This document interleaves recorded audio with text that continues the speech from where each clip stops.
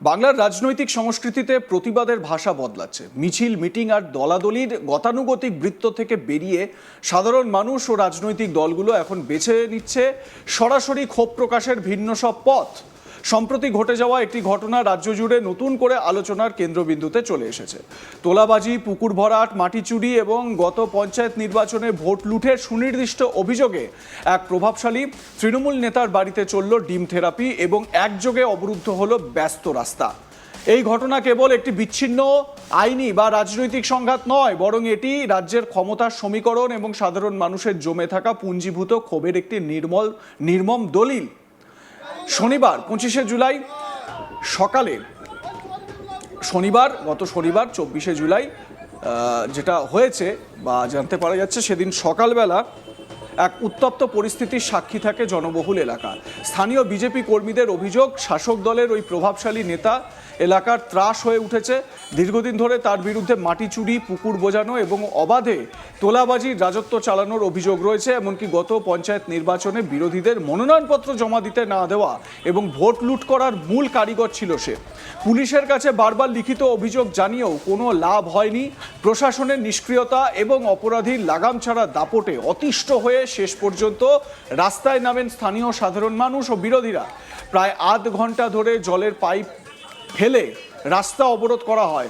এরপর সরাসরি ওই নেতার ফ্ল্যাটের সামনে গিয়ে চলে বিক্ষোভ এবং ডিম বৃষ্টি। যদিও অভিযুক্ত নেতা সেই সময় বাড়িতে ছিলেন না, তার ফোনও বন্ধ পাওয়া যায়। এই ঘটনাটি ঘটেছে সাঁকরাইল থানার অন্তর্গত ধুলাগড় শিবতলায়। একবার দেখাবো সেই এলাকার ছবি, দেখুন। আমাদের কাছে কমপ্লেন অলরেডি জমা দিয়েছেন, আমরা সেটা ব্যবস্থা করতে সময় লাগবে।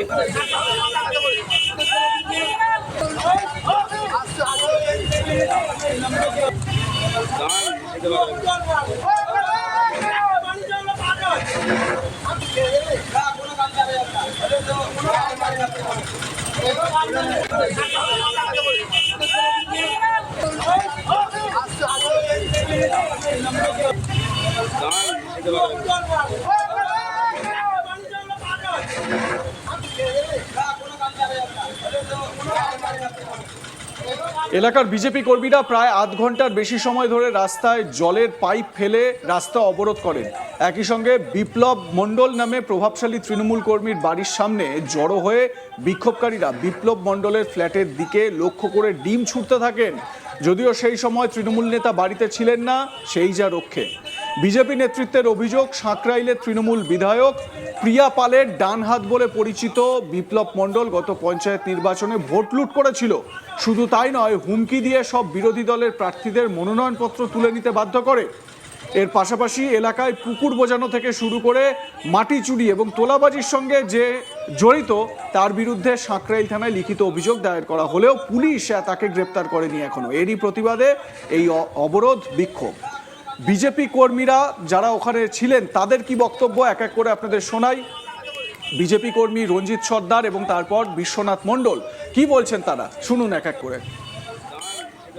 পথ অবরোধ করার একটাই উদ্দেশ্যটা হচ্ছে এটাই যে বিপ্লব মণ্ডল, বাবার নাম নন্দলাল মণ্ডল, উনি একটা জমি মাফিয়া, জোরপূর্বক লোকের কাছ থেকে জমি দখলকারী, ডোবা বোঝানো, পুকুর বোঝানো কাজ করেছে, ইনলিগাল কাজ। এবং গত পঞ্চায়েত ভোটে উনি বাংলা থেকে, মিডিয়া বরস থেকে বেশ কিছু মুসলিম যুবককে এনে পঞ্চায়েত ভোটে সন্ত্রাস করেছে আমাদের আশপাশের এলাকায়, কান্দুয়ায় বলো, ধুলাগড়ে বলো, বন্দুক গুছিয়ে। তো সেই রাতে আমরা বেশ কিছু বিজেপি কর্মী ওকে ধাওয়া করি, কোনো রকমের পানে বাঁচে চলে আসে। এবং 3-4-5 আগে উনি একটা ইনলিগাল কনস্ট্রাকশন করছিল জাহাল কমপ্লেক্সের ভেতরে। আমরা গিয়ে প্রতিবাদ করি, করাতে শুভেন্দু অধিকারী এবং দিলীপ ঘোষ নরেন্দ্র মোদীর মা বাবা তুলে অকথ্য ভাষায় গালাগালি দেয়। তো আমরা বলি এটা ঠিক হচ্ছে না। হ্যাঁ, পুলিশকে লিখিত জানিয়েছি। বলছে তোদের কোন বাবা আছে ডেকে নিয়ে আয়, আমার কিছু করতে পারবে না, তোরা যেখানে পৌঁছাবি তার। প্রিয়া পালের ডানা, ইনি প্রিয়া পালের ডানা, আর ইনি হচ্ছে জমি মাফিয়া। সবাই চেনে, সবাই জানে, আশপাশের এলাকা সবাই জানে এনার চরিত্রটা কি আছে। আমরা অবরোধ করছি যতক্ষণ না বিপ্লব মণ্ডল, বাবার নাম নন্দলাল মণ্ডল, ওনাকে ওর বিরুদ্ধে অভিযোগ আছে ও এমএলএ এর ইশারাতে আমাদের ধুলেগড় পঞ্চায়েত এবং সাঁকরাইলের পুরো ব্লকের প্রত্যেকটা 16টা পঞ্চায়েতে ও আমাদের গণনা কেন্দ্রে সিকম কলেজে আমরা জিতেছি, তার সার্টিফিকেট পর্যন্ত ওরা গুন্ডামি করে বন্দুক দেখিয়ে কেড়ে নিয়েছে। এবং ভোটের আগে পঞ্চায়েত ভোটে 2023 সালে এবং আগের দিনে রাত্রিরে প্রত্যেকটা ওয়ার্ডে বন্দুক দিয়ে ছেলে নিয়ে গুন্ডা নিয়ে কভার করেছে, যাতে আমাদের ছেলেরা ভয় পেয়ে ঘরে ঢুকে যায়। এবং আমরা পিয়াপালের সঙ্গে নিয়ে পিয়াপালের ইশারাতেই কাজ হয়েছে, কোনো স্টেপ হয়নি এখনো পর্যন্ত। আমাদের মানিকপুর পঞ্চায়েত এখনো কেস লড়ছে সার্টিফিকেট কেড়ে নেওয়ার ফলে, এখনো পঞ্চায়েত গঠন হয় না মানিকপুর পঞ্চায়েত সাকরাইল ব্লকে। এই জন্যই আমাদের প্রতিবাদ। তারপরেও ওর উদ্ধত্ত কমেনে, তৃণমূল সরকার চলে যাওয়ার পরেও ওর উদ্ধত্ত কমেনে আগামী দিনে জমিওয়ালাদের থেকে রেজিস্ট্রি না করে, বায়না না করে তার জমিতে মাটি ফেলে ভরাট করে দিচ্ছিল। আমরা প্রতিবাদ করায় আমাদেরও গালাগালি করায় এবং শুভেন্দু অধিকারী আমাদের মহাশয়, মাননীয় মুখ্যমন্ত্রী মহাশয়কেও গলা কেটে দেবো এবং কদর্য ভাষায় গালাগালি করে। আমার সহকর্মী বৈদ্যনাথ ঝা এ বিষয়ে তার প্রতিবেদনে কি বলছেন শুনুন। এইবার ডিম থেরাপি দেয়া হলো সাকরাইল বিধানসভা অন্তর্গত ধুলাগড় শিবতলা বিপ্লব মণ্ডলের বাড়িতে। যেটা জানা যাচ্ছে সূত্রে মারফত যে তোলাবাজি ও পঞ্চায়েত ভোটে ভোট লুট করার অভিযোগ এলাকার যে বিজেপি সমর্থকরা রয়েছেন ও এলাকার মানুষ তারা ক্ষুব্ধ হয়ে বিপ্লব মণ্ডলের বাড়ির কাছে জমায়েত করেন শিবতলা এলাকা ও দীর্ঘক্ষণ তারা রাস্তার উপরে জলের পাইপ লাইন ফেলে প্রায় আধ ঘন্টার বেশি পথ অবরোধ চালান ও তাদের দাবি ছিল যে অবিলম্বে বিপ্লব মণ্ডলকে যাতে গ্রেপ্তার করা হয়, কারণ তার বিরুদ্ধে পঞ্চায়েত ভোট হোক আর তোলাবাজির একাধিক মামলা তার বিরুদ্ধে রয়েছে, কিন্তু পুলিশ কোনো রকম তাকে গ্রেপ্তার করছে না বা কোনো কাজ করছে না। এই অভিযোগ নিয়ে তারা সেখানে জমায়েত করেন ও তার বাড়িকে লক্ষ্য করে দেখা যায় যে বহু সংখ্যায় লোক ডিম ছুঁড়েন, তার বাড়িকে লক্ষ্য করে ডিম ছুঁড়তে দেখা যায়।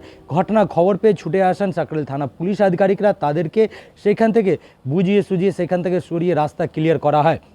যদিও এই বিষয় যে সাকরাইলে বর্তমান তৃণমূল কংগ্রেসের যে বিধায়ক রয়েছেন প্রিয়া পাল, তাকে যখন যোগাযোগ করা হয় তখন তিনি ফোনে বলেন যে তার সঙ্গে সরাসরি কিভাবে যুক্ত রয়েছেন বিপ্লব সেটা তিনি জানেন না। পুলিশের কাছে যদি কোনো অভিযোগ থাকে তাহলে পুলিশ তদন্ত করবে, কারোর নাম কারোর সঙ্গে জুড়ে দিলেই তার নাম চলে আসবে এরকম তিনি মনে করেন না, যদি তার সঙ্গে কোনো সেরকম সম্পর্ক নেই বলে তিনি দাবি করেছেন। যদি বলা যাচ্ছে এলাকার মানুষদের তরফ থেকে যে এই বিপ্লব মণ্ডল সে প্রিয়া পালের ঘনিষ্ঠ ছিলেন, ঘনিষ্ঠ রয়েছেন এমনটাই জানা যাচ্ছে। যদিও এই ধরনের যে অভিযোগ সেটাকে অস্বীকার করেছেন বর্তমান বিধায়ক তৃণমূল কংগ্রেসের প্রিয়া পাল। প্রশ্ন উঠছে যে এই ডিম থেরাপি যেটা শুরু হয়েছে পশ্চিমবাংলা কালচারে সেটা কিছুতেই থামার নাম নিচ্ছে না। প্রথমে যে এলাকার মানুষরা রয়েছেন তারা যেখানে দেখতে পাচ্ছেন তাদেরকে লক্ষ্য করে ডিম ছুটছেন, এরপর যেটা দেখা যাচ্ছে এইবার তাদের বাড়িকে লক্ষ্য করা হচ্ছে। যদিও যখন এই ডিম থেরাপি হয় বা ঘটনা যখন ঘটান এলাকার মানুষরা জড়ো হন বিপ্লবের বাড়ির সামনে, সেই সময় বিপ্লব বাড়িতে ছিলেন না এমনটাই জানা যাচ্ছে, কিন্তু পুলিশ প্রশাসনের তরফ থেকে এলাকার যে জমায়েত ছিল মানুষ যারা ছিলেন তাদেরকে সেখান থেকে বুঝিয়ে সুঝিয়ে সরিয়ে দেওয়া হয়েছে। কিন্তু গোটা ঘটনা তদন্ত শুরু করেছেন সাকরাইল থানা পুলিশ আধিকারিকরা।